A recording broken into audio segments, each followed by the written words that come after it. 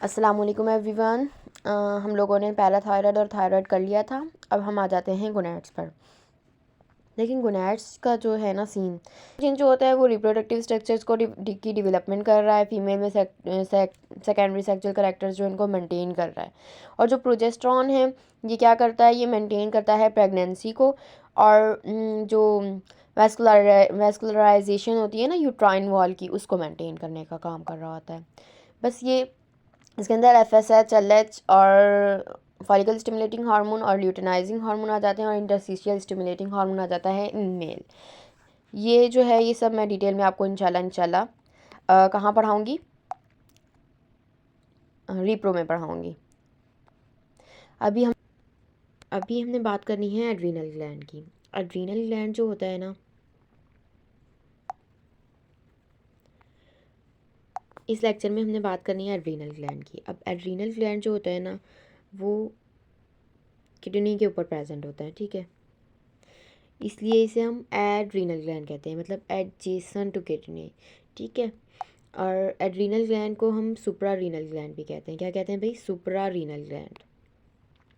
अब हम इसका जब लॉन्गिट्यूडनल सेक्शन लेते हैं ना, जब हम इसका लॉन्गिट्यूडनल सेक्शन लेते हैं ना, देखिए ये एक कोई सी भी ट्यूब है। अब अगर हम इसको यहाँ से कट कर दें बीच में से, तो ये लॉन्गिट्यूडनल सेक्शन है। और अगर हम इसको यहाँ से कट कर रहे हैं तो ये ट्रांसवर्स सेक्शन है, ये याद रखना, ठीक है। अगर हम इसको लॉन्गिट्यूडनली कट करते हैं तो हमें क्या नज़र आता है? हमें नज़र आता है कि इसके ऊपर एक कैप्सूल पाया जाता है और ये 2 रीजन्स पर मुश्तमिल होता है। अब जो आउटर रीजन होता है वो कॉर्टेक्स कहला रहा होता है। ये यानी कि ये जितना भी रीजन है ना, ये वाला, ये कॉर्टेक्स है। और ये जो इनर रीजन है, ये जो ब्राउन से बना हुआ है, ये मेड्यूला है। तो आउटर रीजन कॉर्टेक्स होता है और इनर क्या होता है? मेड्यूला होता है। अब हमने इसकी शेप देख ली, अब हम इसके तरफ चलते हैं। देखें ये रहा एड्रीनल ग्लैंड या सुप्रा रीनल ग्लैंड भी कहते हैं इसे। Pair of adrenal gland present होता है, ठीक है, किडनी के ऊपर। आउटर पोर्शन कॉर्टेक्स करा रहा होता है, इनर मेड्यूला करा रहा होता है। अब ये जो एड्रीनल कॉर्टेक्स है ना, इसको देख लेते हैं पहले। ये जो एड्रीनल कॉर्टेक्स है ना, हमने इस एड्रीनल कॉर्टेक्स को लिया, हमने इसमें देखा कि हमें नज़र आ रहा है जोना 3 जोन नज़र आ रहे हैं। कितने जोन नज़र आ रहे हैं? 3 जोन नज़र आ रहे हैं। जो आउटर है ना उस लो मेरुलेसा, और जो इन बिटवीन वाला है या मिडल है उसे क्या कहते हैं? फेसिकुलेटा। और जो इनर है उसे क्या कहते हैं? जोना रेटिकुलरस। यानी कि 3 जोन पाए जाते हैं किसके अंदर? एड्रीनल कॉर्टेक्स के अंदर। जोना ग्लोमेरुलोसा और मिडल फेसिकुलेटा और इनर रेटिकुलरस, ठीक है। तो हमारे पास 3 जोन थे, outer zona glomerulosa, middle fasciculata और इनर जो है वो क्या है? जोना रेटिकुलरस। चलें भाई, अब हम आ जाते हैं एड्रीनल कॉर्टेक्स पे। सबसे पहले ना हम इसमें 2 तरह के हार्मोन्स की बात करेंगे। एक एड्रीनल कॉर्टेक्स के हार्मोन्स होंगे और एक एड्रीनल मेड्यूला के हार्मोन्स होंगे। पहले हम एड्रीनल कॉर्टेक्स की तरफ चलते हैं, फिर मेड्यूला की तरफ आ जाएंगे। कॉर्टेक्स जो होते हैं ना वो कॉर्टिकॉइड्स को रिलीज़ कर रहा होता है। स्टेरॉयड डेरिवेटिव्स जो हार्मोन होते हैं उन्हें रिलीज़ करवा रहा होता है।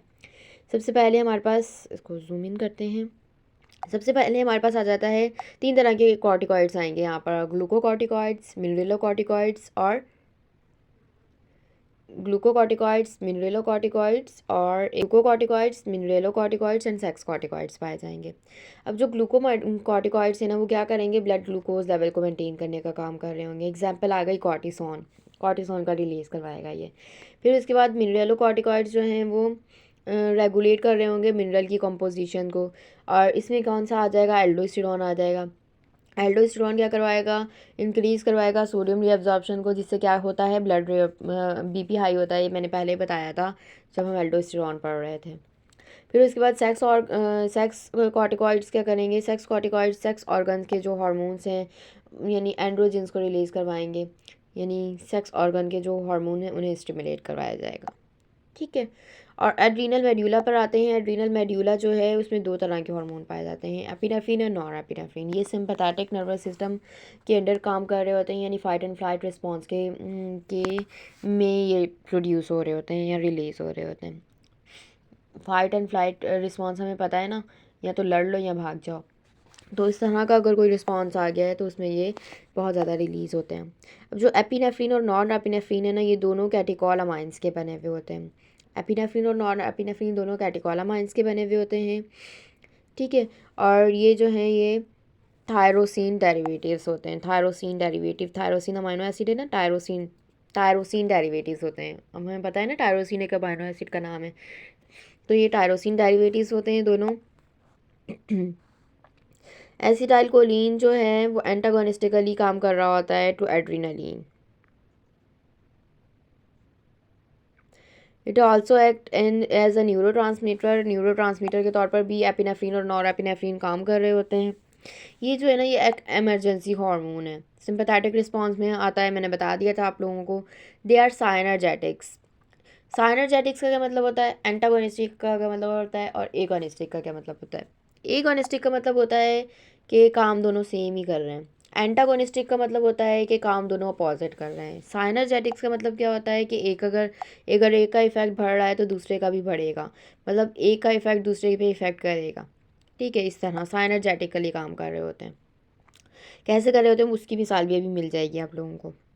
देखिए एपिनेफ्रिन क्या काम कर रहा है। एपिनेफ्रिन मेटाबॉलिक रेट को, मेटाबॉलिक एक्टिविटी को इंक्रीज़ करवा रहा है, ब्रोंकायल डायलेशन करवा रहा है, इंक्रीज़ करवा रहा है ब्लड फ्लो को स्केलेटल मसल के अंदर, और इंक्रीज़ करवा रहा है हार्ट रेट को। और नॉर एपिनेफ्रिन क्या कर रहा है, nor epinephrine peripheral vaso contraction करवा रहा है। अब हमें पता है कि अगर पेरिफेरल वैसो कॉन्ट्रैक्शन हो रही है तो क्या होना है, ऑब्वियस सी बात है कि ब्लड फ्लो ने इंक्रीज़ होना है और हार्ट रेट ने इंक्रीज़ होना है। इसीलिए इन्हें कहते हैं कि ये साइनर्जेटिकली काम कर रहे होते हैं, यानी इन दोनों का इफ़ेक्ट जो है वो सेम होता है। अब अगर मेड्यूला में मौजूद हार्मोन इंक्रीज़ हो जाएं, मतलब उनका लेवल इंक्रीज़ हो गया, अब क्या होगा, अब हाइपर टेंशन हो जाएगी, अग्रेसिव बिहेवियर हो जाएगा, ठीक है। अब हाइपर टेंशन हो जाएगी, अग्रेसिव बिहेवियर हो जाएगा। और अगर यही इनका लेवल डाउन हो गया है यानी कम हो गया है तो क्या हो जाएगा, फेलियर हो जाएगा। मतलब वो स्ट्रेस के साथ कॉम्बैट नहीं कर पाएगा, स्ट्रेस को मैनेज नहीं कर पाएगा, सही है। तो जो मेड्यूलर से हार्मोन रिलीज़ होते हैं, अगर आप लोग स्ट्रेस को मैनेज नहीं कर पा रहे हैं तो हो सकता है कि आपका जो मेड्यूलर से रिलीज़ होने वाले हार्मोन है उनका लेवल डिक्रीज़ हो चुका हो। और जो कॉर्टिकॉल्स होते हैं, अब कॉर्टिकॉल्स, अगर कॉर्टिकॉल्स का लेवल डिक्रीज़ हो रहा है तो एडिसन्स डिजीज़ हो जाती है, जो कि मेटाबॉलिक डिस्टर्बेंस करती है, या लॉस ऑफ सॉल्ट होने लग जाता है, कशिंग सिंड्रोम हो जाता है। कशिंग सिंड्रोम क्या करवा रहा होता है, कशिंग सिंड्रोम जो है ना, अब हमें पता है कि कॉर्टिकॉल्स क्या कर रहे हैं, मेटाबॉलिक एक्टिविटी को इंक्रीज़ करवा रहे हैं। तो इतनी ज़्यादा मेटाबॉलिक एक्टिविटी हो गई है कि अपने ही प्रोटीन को ब्रेक डाउन करने लग गया, अपने ही प्रोटीन को तोड़ने लग गया। तो सही है, तो एक्सेसिव प्रोटीन ब्रेक डाउन होती है, जिसकी वजह से क्या हो जाएंगी भाई, बोन वीक हो जाएंगी, जिसकी वजह से बोन वीक हो जाएंगे। अब मैंने एड्रीनल मेड्यूला का, एड्रीनल ग्लैंड को भी यहाँ पर हम देख लेते हैं शॉर्ट नोट में भी। देखें एड्रीनल ग्लैंड क्या है, दो पोर्शन पर मुश्तमिल है, मेड्यूला और कॉर्टेक्स। इनर पोर्शन जो है वो मेड्यूला है, आउटर कॉर्टेक्स है।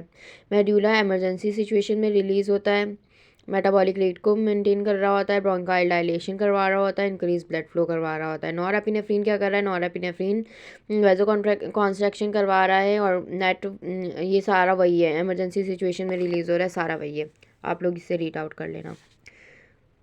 तीन तरह के कॉर्टिकॉइड्स होते हैं, ग्लूकोकॉर्टिकॉइड्स, मिनरलोकॉर्टिकॉइड्स, सही। तो ये सारा मैंने आप लोगों को कहाँ बताया, पहले ही बता दिया है, ठीक है। इसको शॉर्ट नोट को आप लोग रीड आउट कर लेना। ये मैंने बस आप लोगों के लिए इसलिए बनाया है ये वाला, कि आप लोग अगर कोई टेस्ट है और आपको फ़ौरी रिवीजन करना है तो आप इसको इससे आरामी से रिवीजन कर सकते हैं, ठीक है। बस आज के लिए इतना ही, अल्लाह हाफिज़। आज हमने एड्रीनल ग्लैंड भी कंप्लीट कर लिया है, हमारा चैप्टर अप्रॉक्सीमेटली कंप्लीट हो गया है।